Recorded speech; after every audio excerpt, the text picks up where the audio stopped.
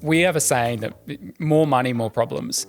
And that is kind of the way it goes. You know, you take on an external investment and the expectations change. Like, it's because it's no longer your expectations.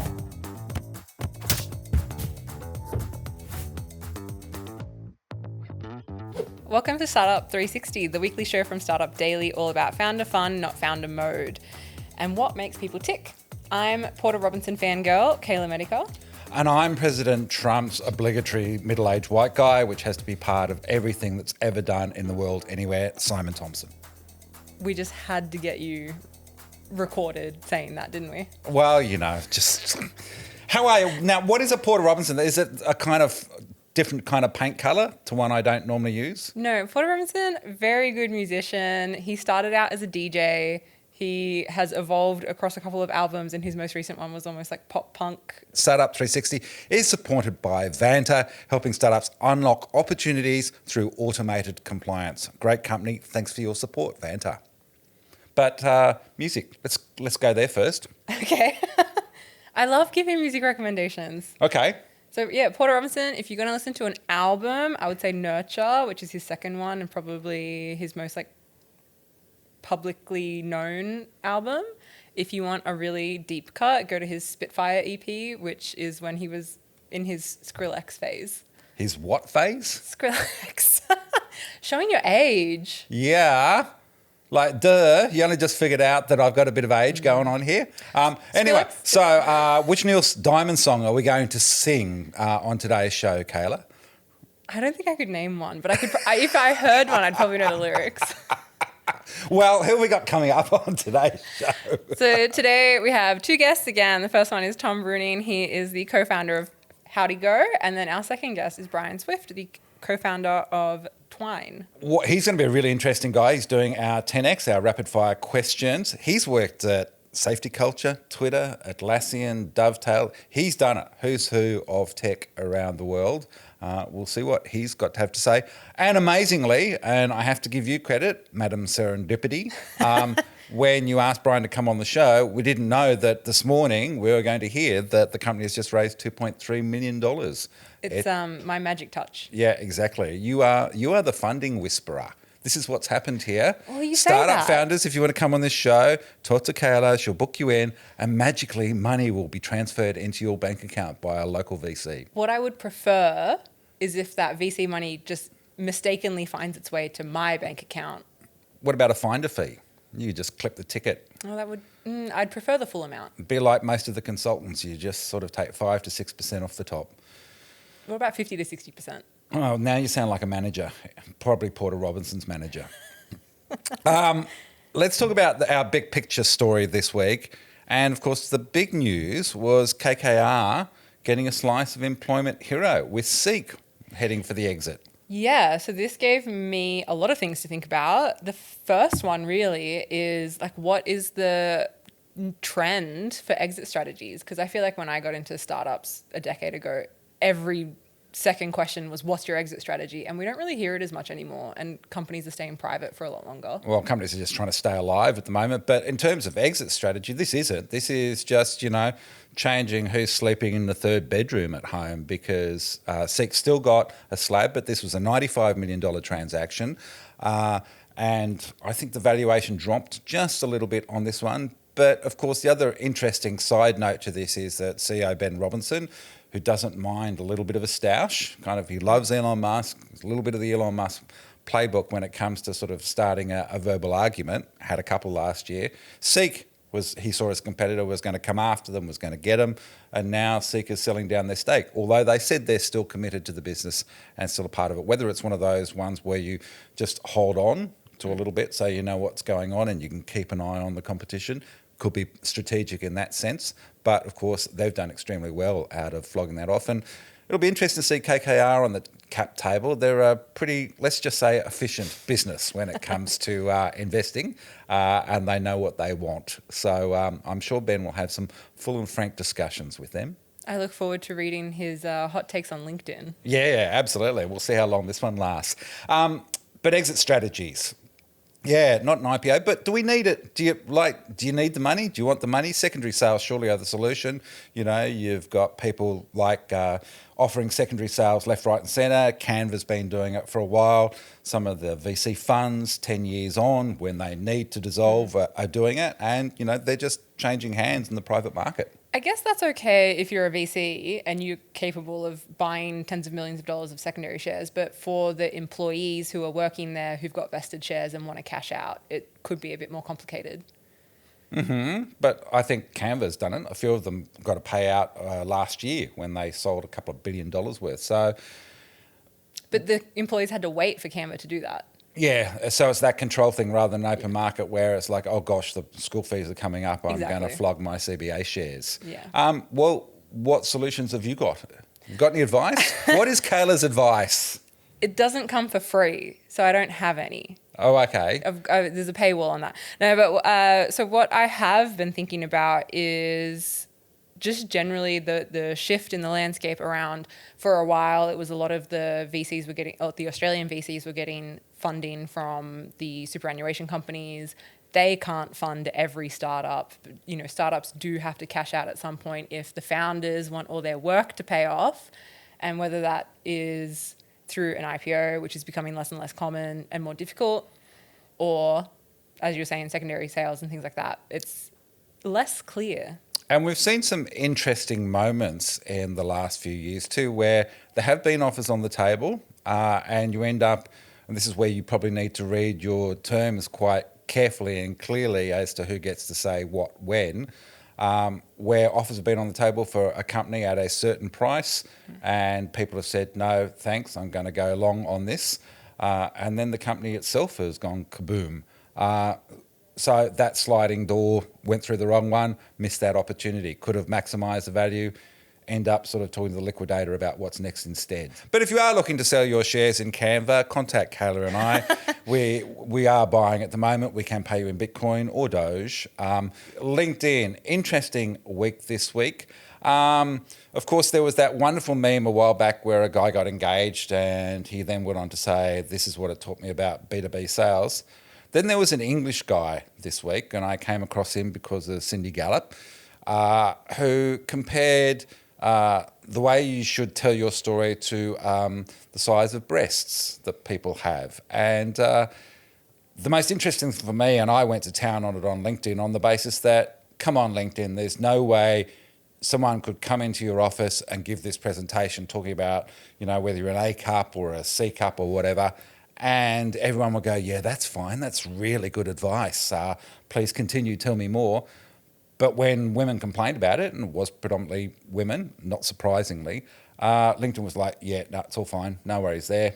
Yeah, it doesn't break any of our community guidelines. And as I said, it's not the pub test, this one, it's the workplace test. It's just, it wouldn't wash. It wouldn't actually wash yet. It seemed to be okay on social media, and I think they absolutely dropped the ball on this. They did subsequently, a couple of days later, act. I've seen this happen before, and I've had it pointed out. I've seen some pretty misogynist rants on LinkedIn that I've written about, and initially they didn't do anything, and then eventually they kind of do act and then try to retrofit the reasoning around it. Do you think it's getting to be a problem everywhere now? Well, it's not that it's getting to be a problem. It's that it has been a problem since the dawn of time, really. I mean, as a woman on LinkedIn, I've received those kinds of messages in direct messages. I've been asked on dates. I've had people confess all sorts of weird shit to me. Hi, I own a multi-billion-dollar logistics company or some other stuff, because, of course, there was a certain founder who got a LinkedIn lecture was the nickname they received from what they were doing there. Yeah, no, I didn't get those. I got, like, you know, if I was on a panel event or something like that, then, you know, the next day it would just be, don't look at LinkedIn because you're going to have a bunch of strange messages from men who were in the audience who now want to pursue a romantic relationship with you. But so what I was going to say with this is that what happens publicly on LinkedIn is a very small fraction compared to what's happening privately on LinkedIn and other social media platforms. And it is a very sad reminder that these platforms don't care. They don't. It's not in their interest to act or moderate content unless there's public outrage that's causing them harm. Because moderating it would just be an endless job. Before it gets too dark, let's get back to the founder fun part of things and bring our first guest in. Welcome back, and welcome to our first guest, Tom Bruning, co-founder of HowdyGo. If Tom's face looks familiar to you, you may have seen one of his many videos on LinkedIn. Oh, so he's not on maths? No. Oh, damn. I thought I recognised him. G'day, Tom. Great to have you along. Great to be now, here. Marketer. Apparently, he's a marketer. You're a marketer. What a strange coincidence. So, I don't know if Tom takes offense to that. Yeah, I think I would. I mean, I used to claim that I was a developer only, but I feel like that's changed a little bit because it turns out that you can't sell a product if you don't market it. So I'm getting there. Did she tell you that? No, the internet told us that repeatedly. It turns out you need to sell. You need to sell to actually sell. There's a good founder tip. Okay, so give us a quick rundown of HowdyGo, your co-founders, and what's going on with that. Yeah, so HowdyGo, interactive product demo software. So we basically help other SaaS products to demonstrate how their products work.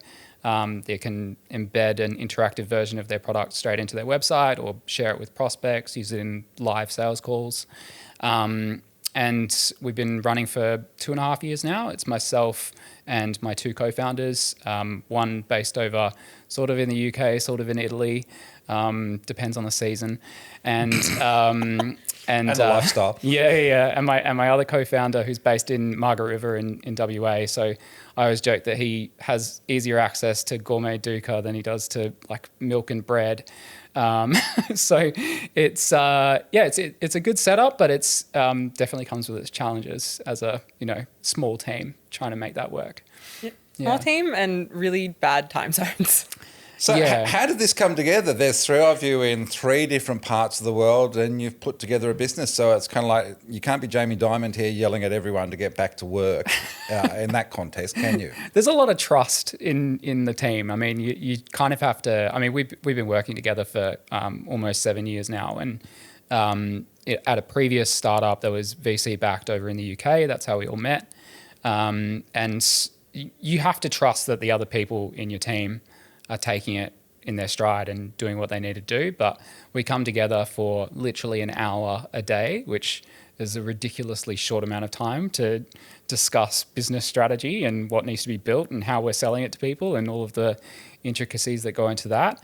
But it keeps you focused. And, for all of the VC-backed companies out there that have trouble keeping their focus and making sure that they're working on the right things, cut all the money out because you instantly realize that that's the only choice. You just have to do exactly what is going to be the easiest path to the next stage of your company.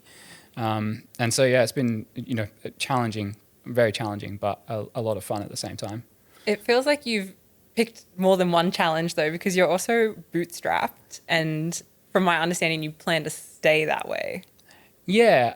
So, I mean, as I mentioned, this is not the first startup that we've worked in together. And the previous startup was a Series B funded, pretty hefty cap table, which made things challenging from a sort of investor relations perspective.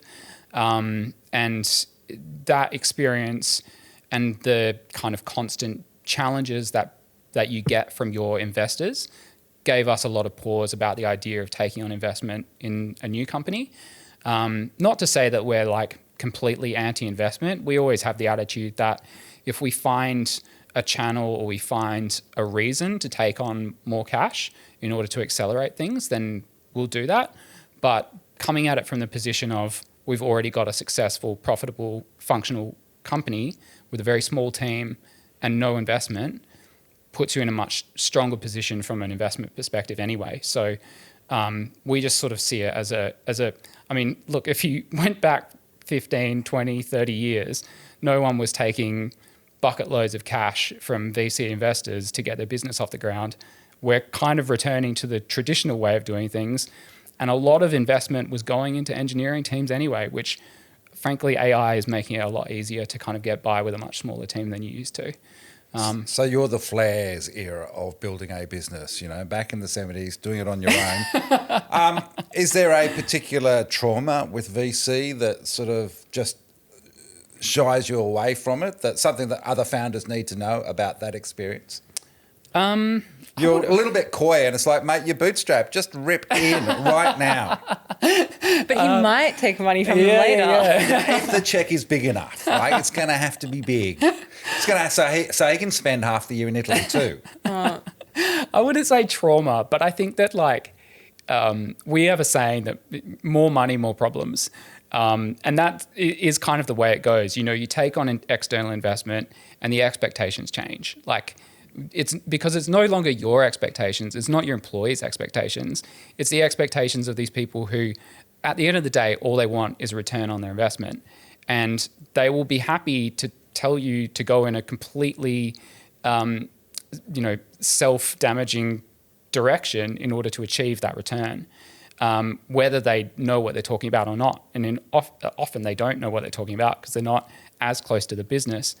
And I think, we definitely felt that from a lot of investors, not even so much because of the fact that they were bad investors. It was just we had an impact investment fund. It was an ed tech company.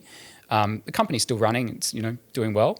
But we had an impact investor, and then we had private equity investors, and those two opinions are not conducive to working collaboratively. So we just kind of felt that it was, we were in a very fortunate, privileged position to have taken some secondary sales, returning back to the question about exiting.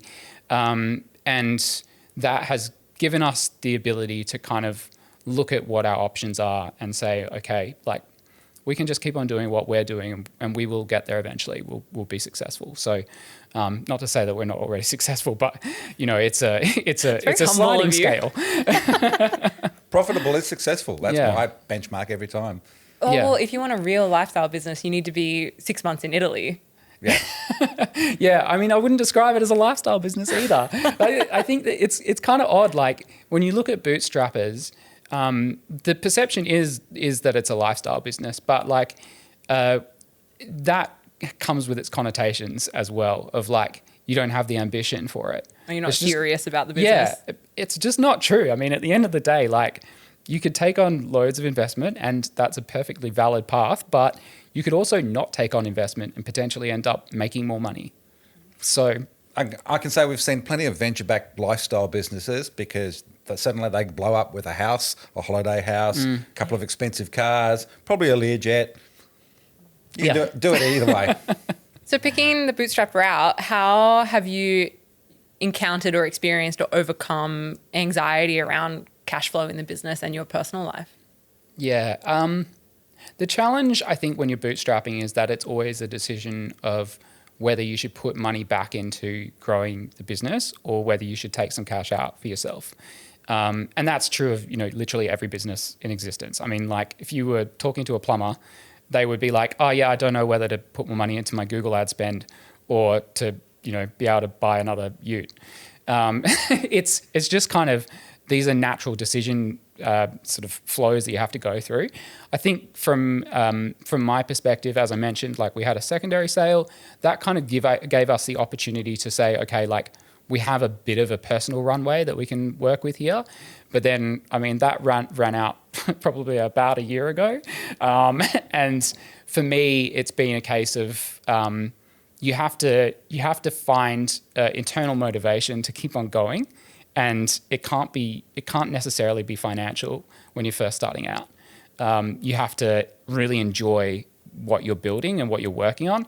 And I'm lucky to have two co-founders that I just love working with and are in a very similar situation to me. I mean, obviously I don't live in Italy, but we all kind of go through those same challenges and thought processes of okay, do we have enough money? What are we going to do here?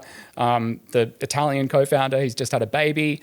All of these things, they're just normal life paths and they're normal life challenges. But when you're bootstrapped and you're not necessarily making a lot of cash, and you have to make decisions on whether to grow or to take some money out, it's hard.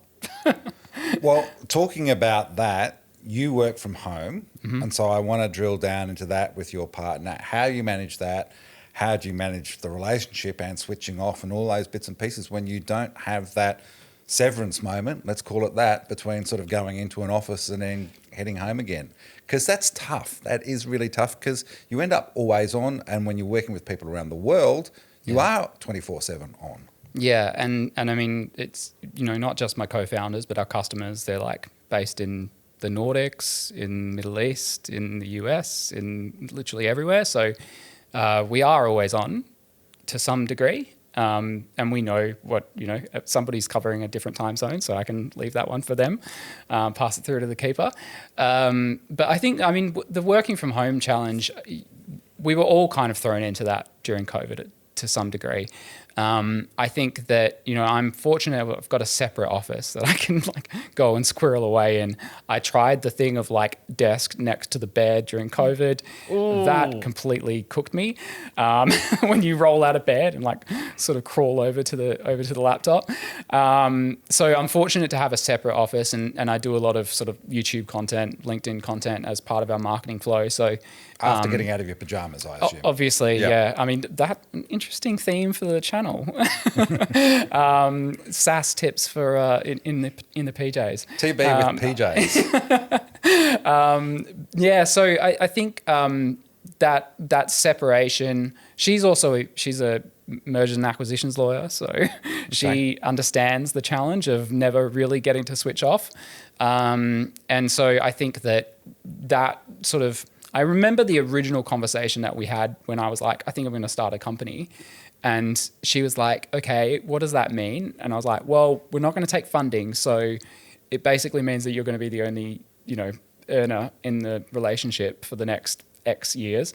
And I think, we just had to have it was definitely a challenge from an emotional level because I'd gone from working for the last 15 years, earning money for myself, to suddenly having not having my own income. And you go through this thing of I have to talk to my partner about every purchasing decision that I go through. And in the past, I didn't have to do that. So, if you're thinking of doing this, to those of you who are watching, you have to make sure that your relationship with your co-founders is really, really built on a foundation of absolute trust. And then for the people that you have in your life, whether that's a partner or, close friends, family, whatever, you have to have absolute trust in them that they back you 100%. Because if they don't, you're going to feel very alone. And that's the reality of being in a small company on your own. Every founder at some point feels quite alone in that experience, because whether you've taken cash from a VC or you've bootstrapped it, there's nobody above you to tell you, you're going in the right direction, because the VCs, your investors, don't care that much to give you those sort of keep on going. And the people below you are completely reliant on your decision making. So it's definitely... It has to be the correct one. Yeah, sorry? It has to be the correct decision. Yeah. Well, it just has to be you have to have a lot of conviction in your decisions. And the people around you who are slightly removed from that environment, you need to trust that they're going to back you, regardless of how it goes. Very sweet spot to end. Thank you for joining us, Tom. No worries. Thank you so much. Great to have you on the show. Thanks, Tom. Cheers. We'll be right back with 10X and our next guest, Brian Swift. Welcome back to Setup 360. I'm Simon Thomsen, and you're Kayla Medica. That's me. And over here is Brian Swift, the co-founder of Twine. Brian, welcome to 10X. Big news today, mate. Congratulations. Complete serendipity, as I said a little earlier. 2.3 million, 1.5 US. I'm talking dollary dues here for the company. Tell us a little bit about it to start. So great timing that this all happened today, or got announced today. But yeah, Twine is a AI product that helps connect product development teams with their counterparts in sales and customer success. So there's a lot of issues with changing data across and intelligence across those teams, especially when they're globally distributed. So we make that easy and automated for them. And the funding round was really, we found a partner in a VC that we felt really saw and understood our vision.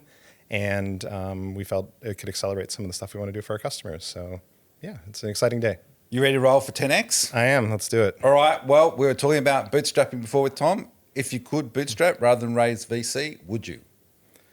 I think so. I think VC money can be good to accelerate certain things if you need it or the market dictates it.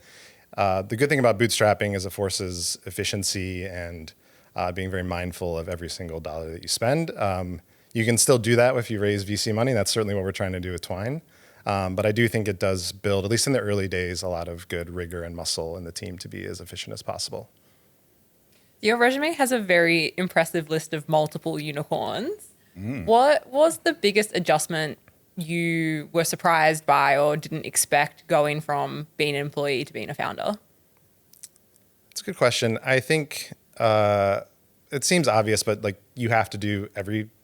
Like nothing. There's no other people other than your very, very small team, and you have to be comfortable doing things you've never done before. So, speaking with lawyers about doing a funding round, for instance, or trying to do closing the books for a year end and working with your accountants. These are things that I've never done before, but they're just part of running a business. And so I think knowing that you have to context switch so much, and because my background's mostly in product development, obviously that's where I have a lot of passion and really enjoy spending my time. But I think more often than not, I get pulled into a bunch of different directions on any given day. So just being flexible and malleable in that way has been something that I've had to learn quite quickly. Now, alongside Airtree, you got support from angel investors. There's Gil Findlay from Immutable, Sam Nicholas, who's CEO of Gilbert and Tobin, speaking of lawyers, and of course, Hemel Shah, Atlassian's product VP. So I want to know, where do you find millionaires to back your startup? Is it Grindr, Tinder, or LinkedIn? All those people I've known and worked with in the past. So none of those apps, unfortunately, but there might be something there for other founders out there. But I think bringing people on your cap table is obviously a huge decision. You can't just get rid of people if it doesn't work out, or if you do, it's quite challenging. And so my co-founder and I took an approach that we wanted to work with people that we knew, that they knew us. Everyone knew what they were getting into, and that they could help us in some way along our journey. And so Jill is someone I worked with. She's worked at a lot of scale-ups that have gone quite big and quite well. So I know she can advise both myself and Max, my co-founder. Hemel is someone I've worked with. He's a very smart product mind based out of San Francisco. And so he's someone I know I can lean on to when we're trying to find customers in that space, or just get really candid feedback on our product that we obviously need all the time. Being from the more technical side of the business and then becoming a founder and having to do everything, would you consider yourself more of an introvert or an extrovert?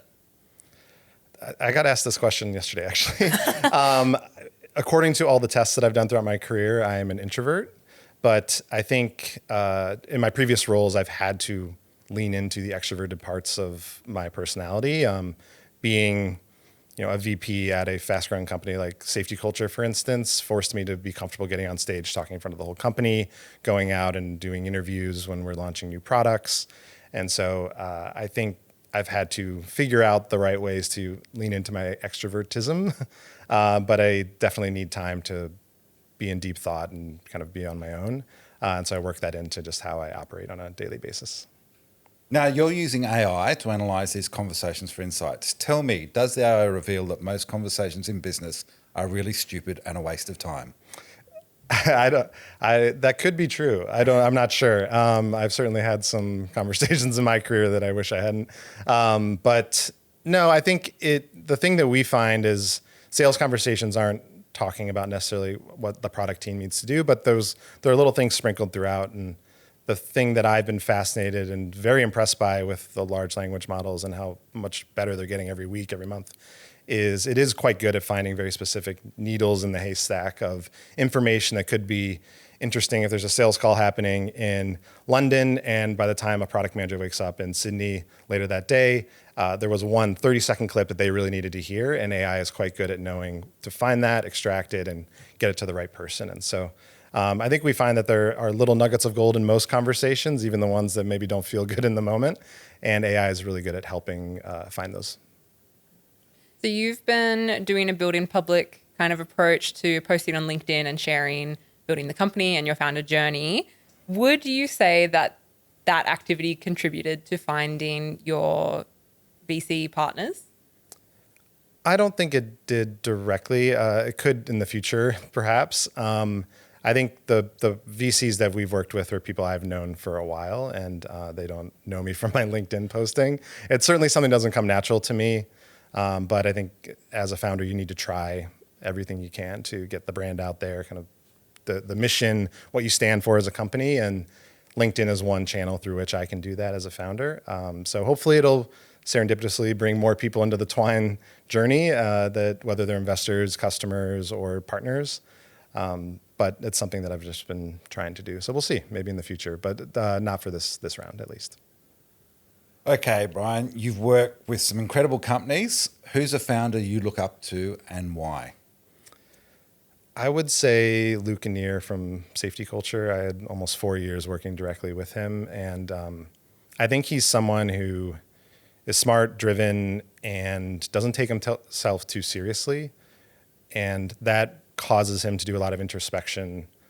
And I learned a lot just through osmosis of being around him and knowing that you need to learn to expect the hard part of building a company. And it's not always just going to be the stuff that's in the press like we had today with Twine. There are days where it's quite hard and challenging, and you need to have the mental fortitude to deal with that and get through it, and recognize that the business is not just about the technology or the problem you're trying to solve, but it's often about the people that you're building the business with. And so he taught me a ton about all of those things, and I don't think I would be a founder, or at least have the confidence to try to do this if I hadn't spent that time with him. Cool. I have a very similar question. You've picked great places to work that have all been unicorns, which makes me think that maybe you have a sixth sense for picking unicorns. Is there any startups you think will reach unicorn status soon, other than Twine? Other than Twine, of course. I don't know. I think what I look for, at least the thing that has worked out for me, I guess, in previous decisions about my career is it a product that stands for something and is solving an important problem? And does the founder or founding team or leadership team, if it's a later stage, are they people that I trust and think I could learn something from? And that's certainly what's guided me throughout my career. So if I take that rubric and look at some of the startups that are happening now, at least in Australia, I think companies like Lorikeet are really interesting. Steve and Jamie are great founders, and I think they kind of fit that mold of what I would expect. Still very early days for them. There's a company called Adora that I think is quite interesting. And as a product person, the problem they're solving, I've certainly felt throughout my career. But again, very early days for them. So those are two that I think very recently I've kind of looked at and spoken with the founders and been quite impressed with what they're building and the momentum they've had. Now, I get Twine. I reckon the company does what it says on the packet. But how do you come up with a name like that? That's a great question. It took a long time. Naming things is very, very hard. But I think we had about between 50 and 100 names on a whiteboard that we were looking at. There's a lot that goes into it. Like, do you want it to... We didn't want it to be a word that was a made-up word, which often people do because you can get... misspelled. Or misspelled, exactly. So we wanted to be like an English language word that we could use and was symbolic of what we're trying to do. And so when we cut that list down, Twine was maybe one of 20 words. And we just tested it on friends and family. And we were doing a lot of interviews with potential customers, and we were validating the idea. We would test the names with them. And then we just wanted to look at, could we get the .com potentially at some point, which we've now done. So that ended up being an important factor in it. But I will say, just because I know she'll watch this, my wife was the one who ultimately suggested Twine, and she gets all the credit for the company actually eventually choosing it. And a large chunk of the company as well. Yeah, exactly. Okay. We're up to your last question, which is an easy one. I feel like this has been a pretty difficult 10x segment. Just a recent TV show that you've been enjoying. I finally watched Severance. I know you referred to it earlier in the podcast. I was listening. I don't know. It's just like, I like those shows that are a bit out there, a little more like sci-fi elements to it and a lot of unknown and uncertainty. And it's just something that, it's one of those where the episode ends and you got to watch the next one. So I haven't started season 2 yet because I want to wait till it's done and I can just kind of binge watch it because it'll kill me if I have to wait a week between each episode. I reckon you need to wait a week between each episode to let it sink in. It gives you a lot to think about every time. I'm going to do an extra question. Are you tempted? Sort of, if you could do that to your employees, into work, back home, would you do it to yourself? No, I don't think so. I don't think so. I think there are probably more healthy ways to handle that. But the show exists, the premise exists for a reason. Like people, it is a tricky concept, and Twine is an in-office company, and so we like to. I guess parts of that severance concept are where we like to be in a physical place to work together. This is where we do creative work as a group. And then we make sure we have time to go home and be with our families and friends and have that separation. So not fully into the brain separation, but we try to physically do that at least. Awesome. Well, we look forward to catching up with you as a unicorn sometime soon. Brian, thanks for joining us from Twine. Kayla, thanks for being part of 360. What's on for the weekend?